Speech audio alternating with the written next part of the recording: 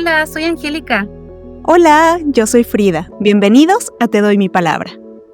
Un podcast donde compartimos nuestras historias breves de amor, pérdida y redención. Escritas por nosotras y para ustedes, junto al momento de inspiración detrás de cada una de ellas. ¿Me das tu palabra? Sí, te doy mi palabra. Bienvenidos nuevamente a Te doy mi palabra. En el capítulo de hoy visitaremos a una viajera intrépida que nos invita a reflexionar sobre el hogar, los viajes y el desarraigo. Este personaje, con cada paso, descubre no solo nuevos lugares y nuevas personas, sino también nuevas partes de sí misma. Acompáñenos en esta nueva aventura.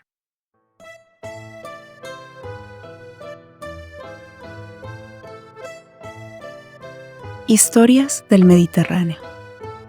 Viajar será tu mayor atributo y tu mayor maldición, dijo el viajero, mientras las olas lo golpeaban suavemente. La viajera inmediatamente asintió y respondió con la cadencia del apacible mar. Atributo, pues sabes lo que el mundo puede poner a tus pies, y maldición, porque jamás sabrás cuándo te detendrás. Y nada es más cierto, cualidad y maldición por igual.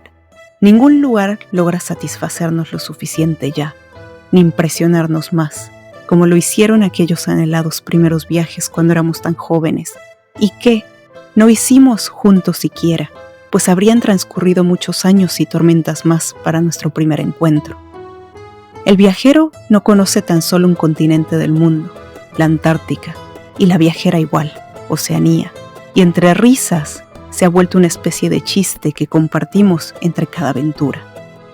La palabra establecerse jamás hace parte de nuestro léxico, en aras de seguir descubriendo y encontrar aquel paraíso que visualizamos en nuestra mente de curiosidades y que quizás concurra algún día o quizás aprendamos, como ahora bañándonos en el medio del mar Mediterráneo, que aquel nirvana no existe. La historia no lo ha demostrado, pues ni la Atlántida, ni Shambhala, ni El Dorado, ni la isla de Avalón o la ciudad encantada de la Patagonia han sido encontradas nunca. Caso cerrado. Curiosa esa frase en inglés, to settle down, que se traduce textualmente al español como conformarte. Aunque claramente en aquel idioma apunta a establecerte y echar raíces generalmente en el lugar de donde es uno y dejar las andadas, que, para el caso del viajero y para mi caso, la viajera, ello no ha existido en ningún tiempo, me refiero a aquello de conformarme. No existe palabra más rastrera y voluble, armoniza y constituye, aunque su intención última es doblegarte. Y yo, que nunca he sabido someterme ante los vendavales existenciales, pero lo he sabido todo de resurgimientos, me mantengo en pie ante todo lo que viene y lo que venga, como los gigantescos árboles olivos que hacen sombra en la casona de playa. Los olivos me recuerdan mi propia naturaleza. A pesar de que el sol atraviesa sus enormes ramajes, no los lastima, por más intenso que sea, sino que los fortifica y enciende su frutaje, y así como el sol los vigoriza, el sol me toca a mí, de a poco, entre sus ramajes, y como un pétalo de calor sobre mi rostro, me reverdece. No encuentro mayor pureza que el regocijo que me procuran el mar, los olivos y el sol. Aunque de algo estoy segura, no existe el lugar perfecto. Tan solo existen situaciones perfectas. Y lo más cercano al paraíso que hemos hallado, estas tierras mediterráneas, no son lo que aparentan. Desde hace algunos meses nos preguntamos si habremos llegado demasiado pronto al paraíso. Y la respuesta a esa inquietante pregunta siempre es la misma. Primero la respondíamos a tientas, sí. Y ahora con contundencia, sí, sí, sí hemos llegado demasiado pronto al paraíso. Al paraíso hay que llegar en el momento exacto, ni antes ni después. Y los viajeros, cual es costumbre, hemos arribado temprano. No hay tiempo por perder, los dos lo sabemos de primera mano. No hay tiempo que malgastar, la vida es corta, sí, corta, muy muy corta. Pero vayamos al inicio donde confluimos con estas tierras mediterráneas. La viajera, así como el viajero, han sido convocados por los confines de la tierra decenas de veces, y jamás hemos dado una negativa a la oportunidad, sea cual sea, de volar por los aires y vivir lejos de casa. Uf, casa. ¿Dónde es casa ahora? No lo recuerdo, al menos yo claramente, y es mucho más difícil de responder cada día. Hoy encuentro 3 sitios a los que llamaría hogar, aunque antes tuve otros tantos. Esta casona de playa, con sus gigantescos árboles olivos y sus 300 días de sol, y que atesoran por sus pasadizos las inocentes risillas de mis bebés arcoíris.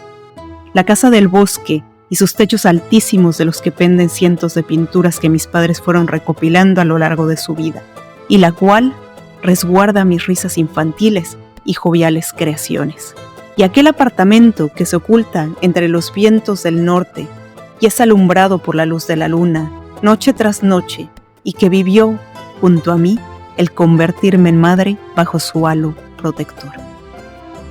Algunas cosas tienen alma, especialmente aquellas que albergan recuerdos. Y si bien 3 han sido los hogares que atesoro, cada uno ha albergado una versión de mí, y esos otros tantos hogares de los que ahora no quiero hablar, albergan a mis otras yo. Esta casona de playa nos invocó y embrujó. ¿Cómo? Con magia. Antes vivíamos muy cerca del desierto, a unos pasos de África, después de pedirle tregua a los vientos frígidos del Mar del Norte. Desde entonces, aprendí a ser cuidadoso con lo que uno pide del más allá, pues entre las sombras está escuchando siempre. El desierto nos sofocaba con su calor asfixiante cada día. Por las noches, uno debía salir a tomar aire fresco fuera de casa y sentir el poco aire puro que aquel lugar albergaba tan solo por esas cuantas horas antes del amanecer.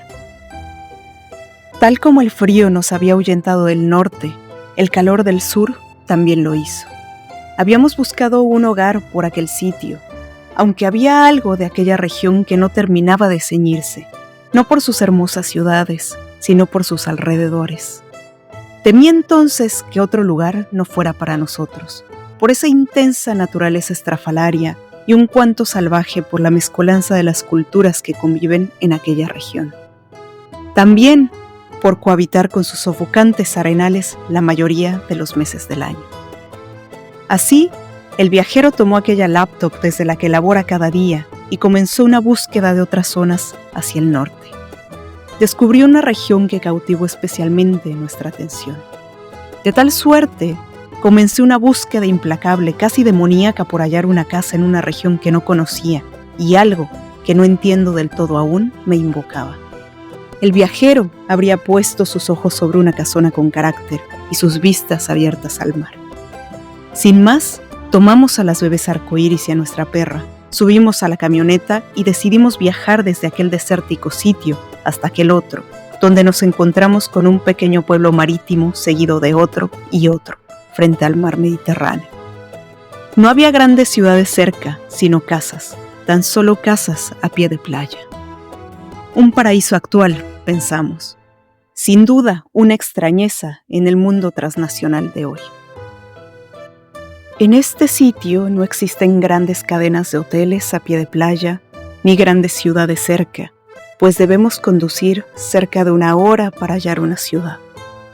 Sin embargo, este cuasi paraíso tendría un costo altísimo, no solo literal, sino emocionalmente.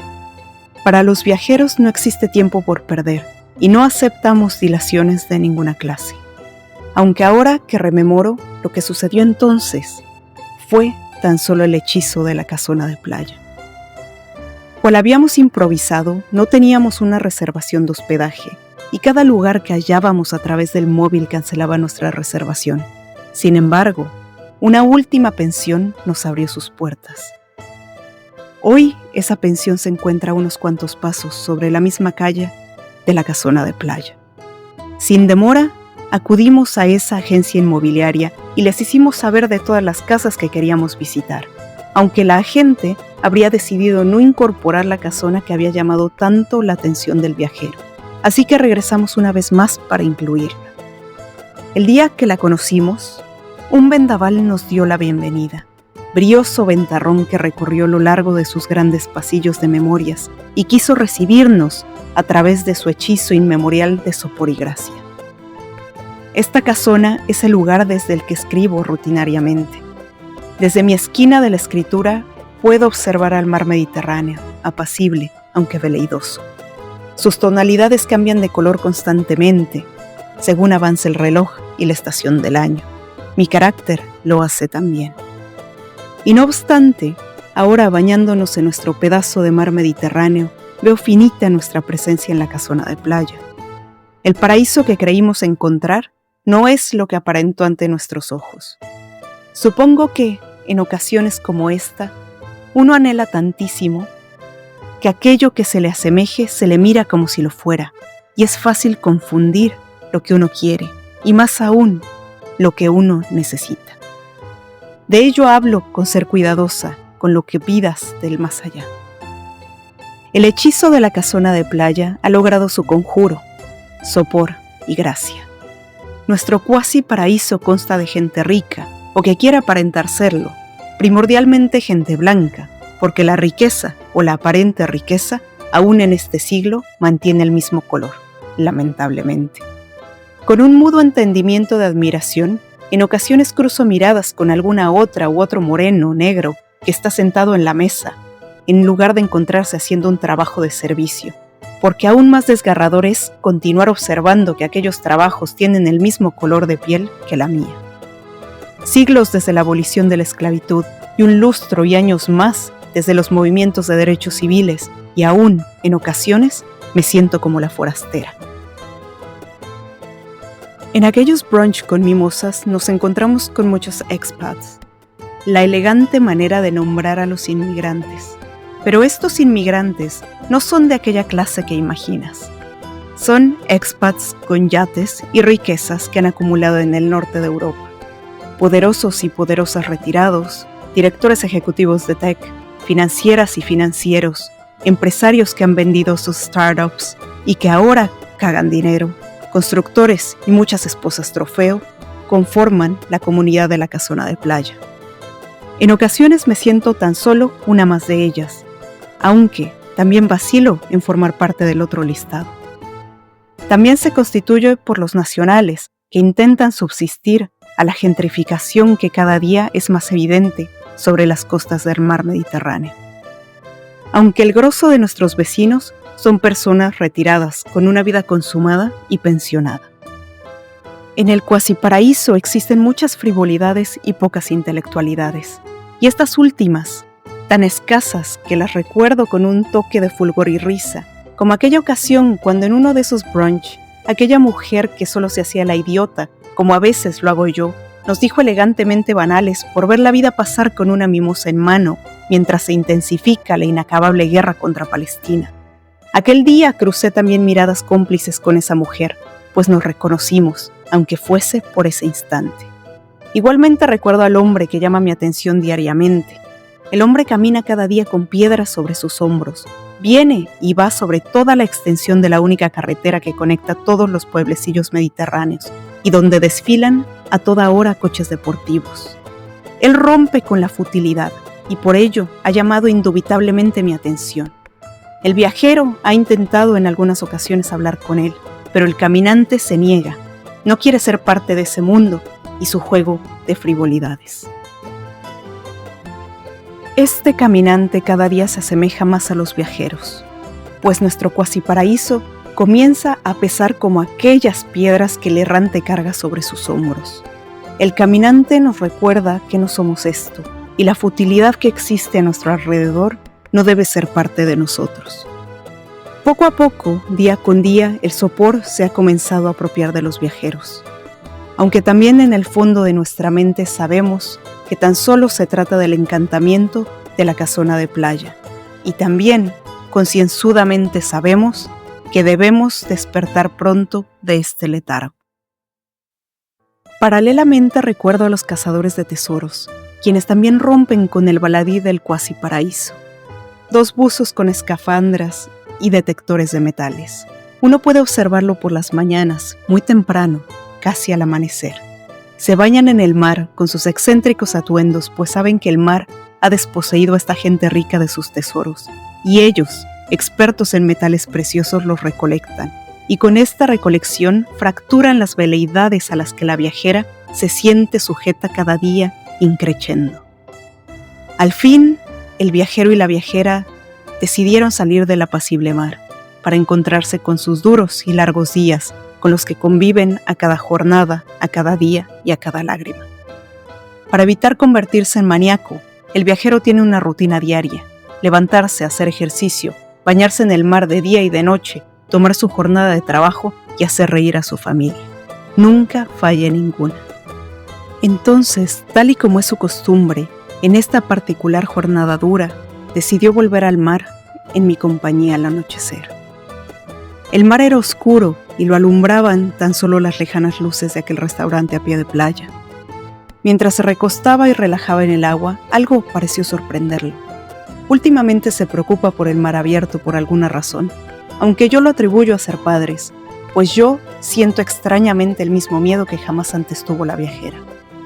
Al observarlo, noté nuevamente un gesto en su rostro de desconcierto, seguido por su decisión de salir apresuradamente de aquella cala que también conocemos. Le pregunté de inmediato qué sucedió, a lo que él me replicó: algo me agarró la pierna y me apretaba cada vez más fuerte. Aún en estado de shock, aunque aventurado como es su carácter, decidió volver al agua, únicamente a la orilla, ya que quizás solo se trataba de un pequeño pez.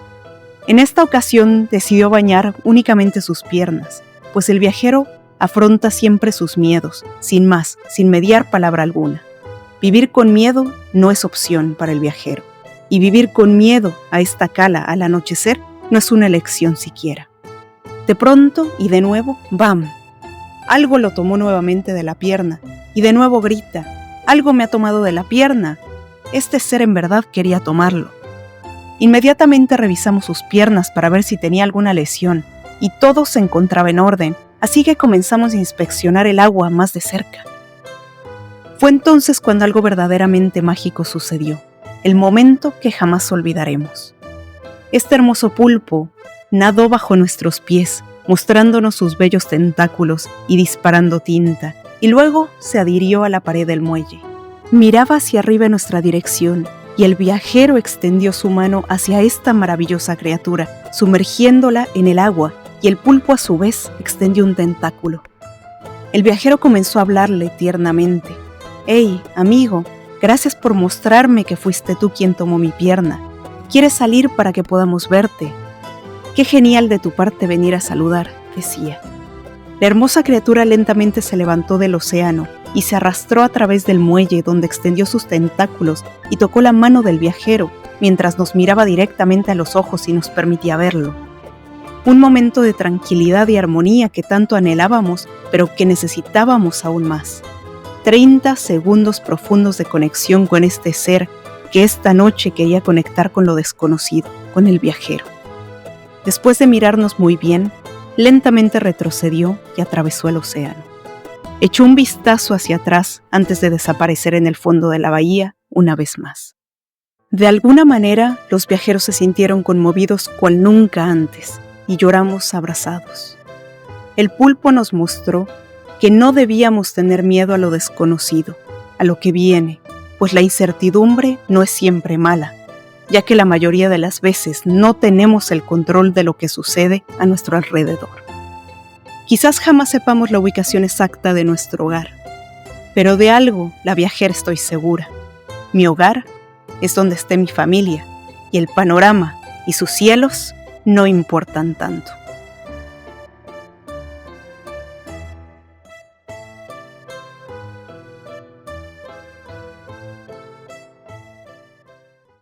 Bueno, luego de escuchado el texto, vamos entonces con el espacio de preguntas.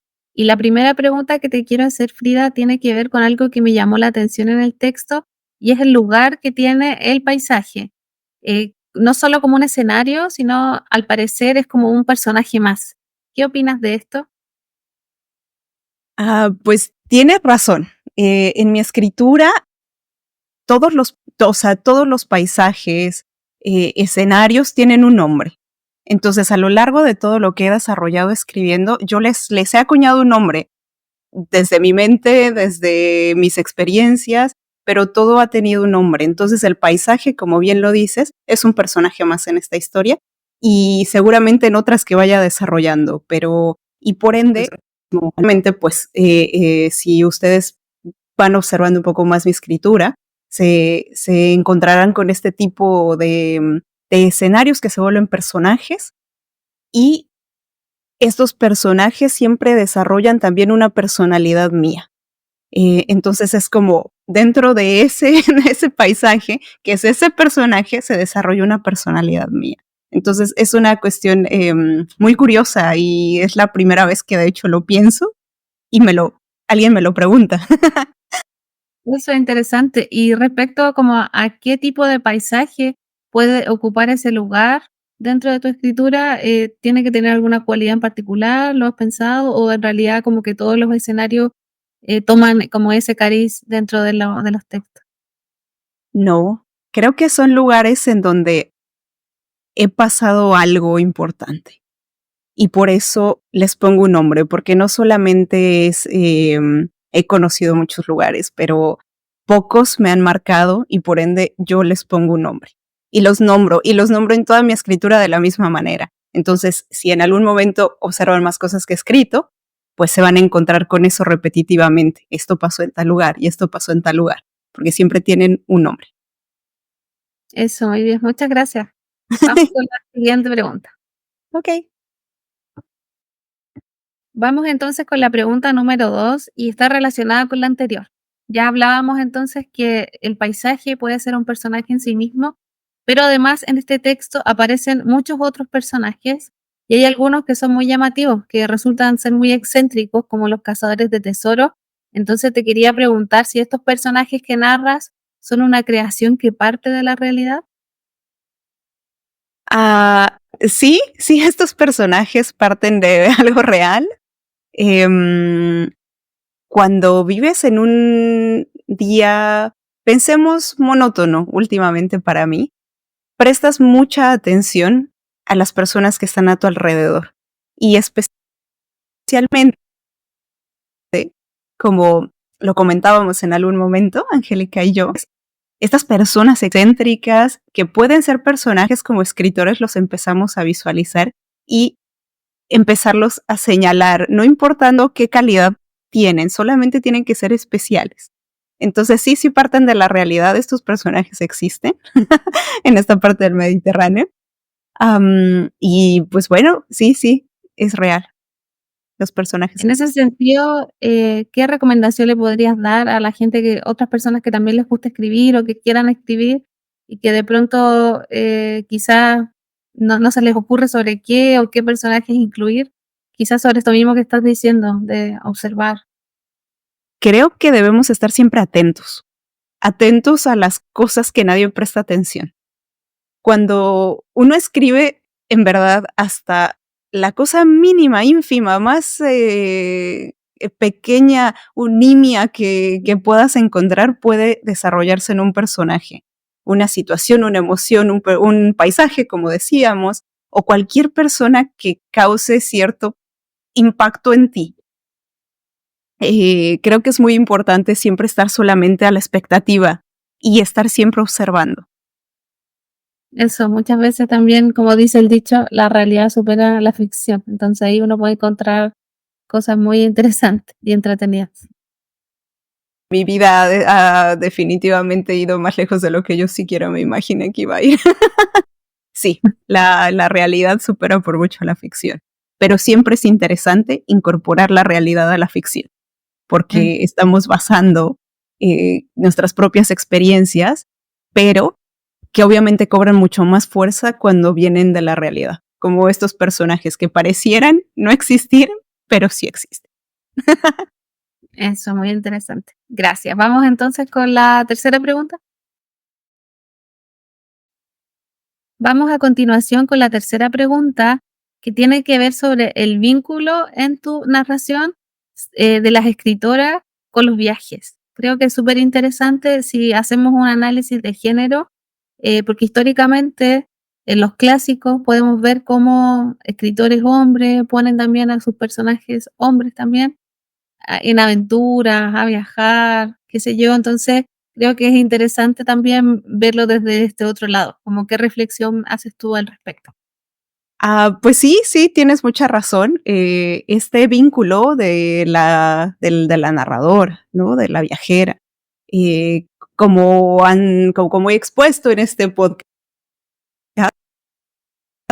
es uno de mis relación con mi vida, especialmente porque soy migrante, como ya lo habíamos platicado también, y tiene una relación muy, muy, muy fuerte con mi escritura, especialmente en los últimos años que he estado viajando mucho más de lo que hice más joven. Entonces, hay un vínculo muy fuerte entre, obviamente, esta viajera y yo, ¿no? Y como bien en el primer texto que les leí decía, y la viajera en realidad nunca me deja del todo, porque es fuerte de mi identidad. También creo que la cuestión es en la escritura, las mujeres no nos hemos visto a nosotras mismas como aventureras, como estas personas que viajamos, que conocemos, que queremos hacer cosas, ¿no? Quizás sea porque obviamente a las mujeres nos quisieron meter en una casa, ¿no? En donde no teníamos libertad de realmente poder transitar, ¿no? Inclusive existen todavía panoramas terribles, ¿no? En donde las mujeres no pueden transitar libremente. Entonces creo que esta narración también la creo para que pues sí, para que como mujeres nosotros sepamos que nos podemos desplazar y podemos aventurarnos y podemos hacer cosas también. No necesitamos a veces compañía, ¿no? O sea, yo muchos de los viajes que he hecho los he hecho sola y ha sido maravilloso, ha sido en experiencias maravillosas también. Entonces también creo que nosotros debemos de, a ver, el mundo está ahí para mente, obviamente se requiere trabajo y dinero, pero una vez trabajando, teniendo un poco de ahorros, lo puedes hacer, ¿no? Sí, eso, muy bien. Respecto al tema del hogar, creo que también hay una reflexión importante ahí y que en el texto se menciona explícitamente este tema de definir algunos lugares como nuestro hogar. Entonces, quisiera que pudiéramos hablar un poquito de este sentimiento de desarraigo que tienen muchas veces las personas que o viajan demasiado o han migrado y cómo se expresa esto en este texto en particular. Y me hizo recordar, de hecho, un fragmento de una película argentina que se llama Martín H., donde un personaje le dice a otro que eso de extrañar, la nostalgia y todo eso sobre un lugar es un verso en realidad, y que no se extraña un país, sino que se extraña algo como más micro, como el barrio, los amigos, pero que la patria es un invento. Entonces, él dice que en realidad nosotros somos más bien parte de un grupo mucho más pequeño que una nación o un país, y que eso es finalmente lo que se extraña. Entonces ahí como que pudieras también comentarme desde tu propia experiencia y desde esta narración también, ¿cómo ves ese tema del hogar y el desarraigo? Pues es algo muy real. Cuando viajas demasiado o cuando vives tiempo, hay un desarraigo, definitivamente. Especialmente aquí narro a mi compañero de viajes, ¿no? Y este compañero de viajes, pues es mi esposo, ¿no? Y él ha sido una persona viajera toda su vida. Desde que empezó la universidad se fue, ¿no?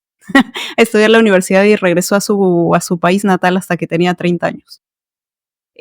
A lo que voy es que eso es lo que me ha pasado un poco en este contexto con el viajero, ¿no?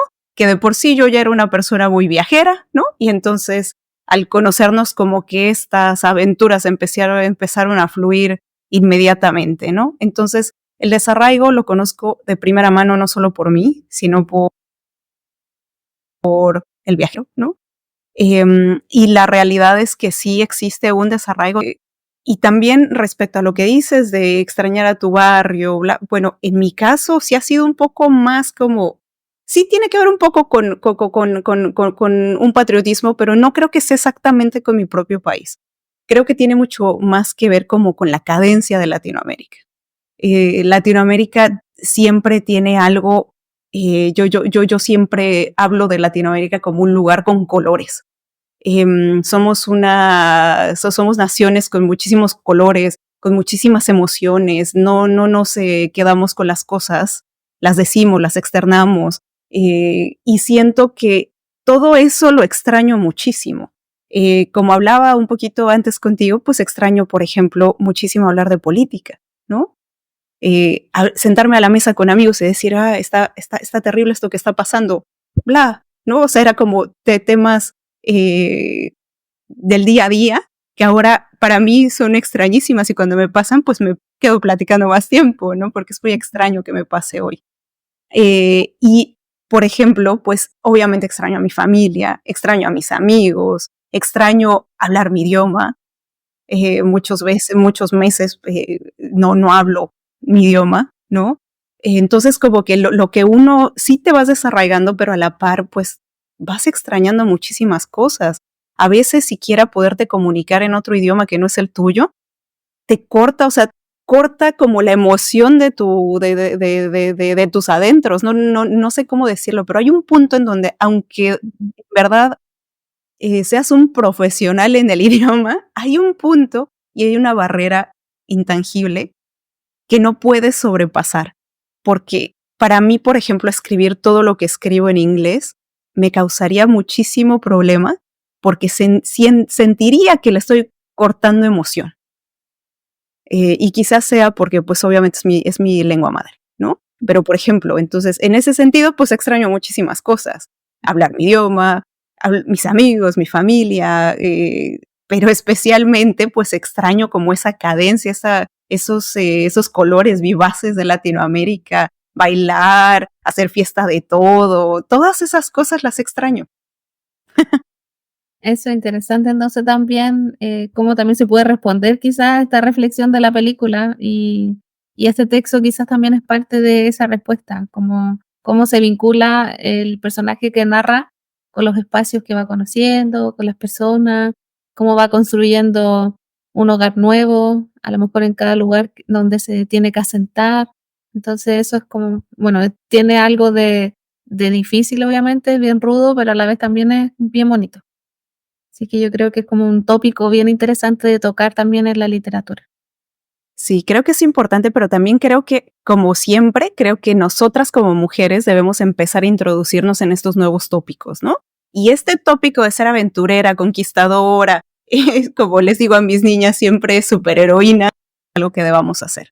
Y en realidad, y realmente vivir, porque en verdad, o sea, todas las mujeres que están detrás de nosotras nos dieron esta libertad. Pues aprovechemos nuestra libertad y realmente hagámosla. Y convirtámonos nosotros en las conquistadoras, en las que realmente conocemos y no que alguien nos platique solamente pues porque tuvieran otra calidad, ¿no?